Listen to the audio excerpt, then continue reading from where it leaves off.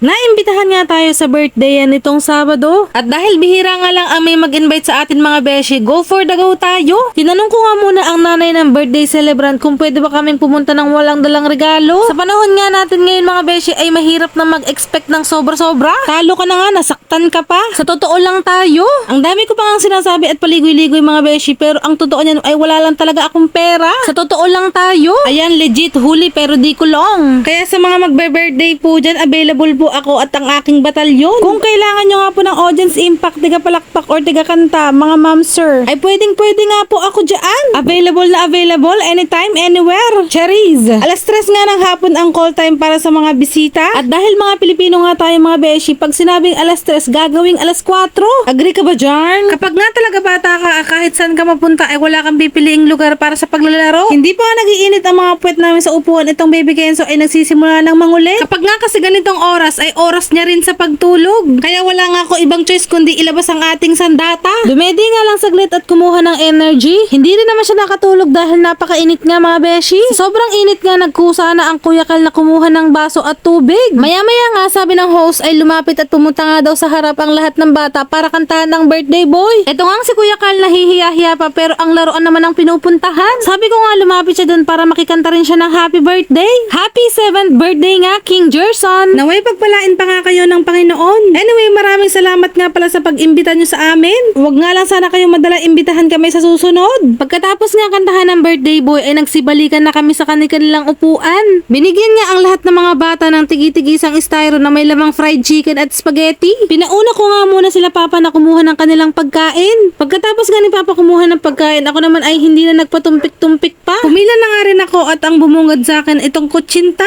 Kaya sabi ko nga mamaya ka sa akin. Nilagyan niya ako na isang cup ng kanin, sepo egg. Hindi ko nga alam yung tatlong nilagay na ulam sa akin pero yung isa ay cordon bleu. At syempre kutsinta at puto. Paborito ko nga itong cordon bleu at kutsinta mga beshi. Pagkadating ko nga sa table ay may nakahain na agad na ice cream. Saktong-sakto nga at nag-crave din ako sa ice cream. Dahil napakainit din talaga ng mga oras na yan. Kasama nga rin pala namin si Inang at ang dalawa kong pinsan. Sabi pa nga pwede daw kami bumalik at kumuha ulit ng pagkain. Wag nga lang daw kami magsasharon. Sa isip-isip ko nga babalik talaga ako para sa ikalawang round. Susulitin ko na nga talaga ito mga beshi dahil merienda na, hapunan pa. Hindi pa nga ako nangangalahati sa aking kinakain pero ako'y nauumay na. Buti na lang nga may pa-ice cream sila. Hindi pa nga kami tapos sa aming kinakain. Maya-maya naman ay nagbibigay sila sa bawat table ng leche flan. In fairness, lahat naman ng sinerve na pagkain ay masarap. Nabusog na nga ako lahat-lahat pero mas mukha pa akong problemado ngayon. Iniisip ko kasi kung paano ako makakapag-sharon. Kaya mga beshi, waiting lang ako sa inyong mga invitation. Hanggang dito na lang nga muna mga beshi. Maraming salamat sa panonood at pagsuporta. God bless us all. Mwah, mwah.